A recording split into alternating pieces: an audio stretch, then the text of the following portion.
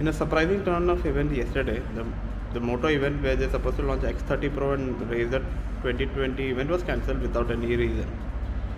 X30 Pro was going to be the first phone supporting the 200 megapixel camera phone, while Moto Razr was the first clamshell phone to support the Snapdragon 8 Plus Gen 1 processor. As this is some of the specs, the X30 Pro would have got a 8 Gen Plus processor. Plus it will have a very powerful camera sensor. It has the 85mm portrait eye lens, that is 3 different focal lengths.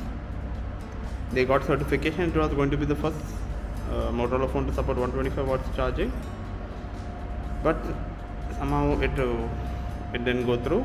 The Moto X30 Pro is supposed to have 3 cameras: a 200 megapixel main camera, 50 megapixel ultra wide, and 12 megapixel telephoto camera.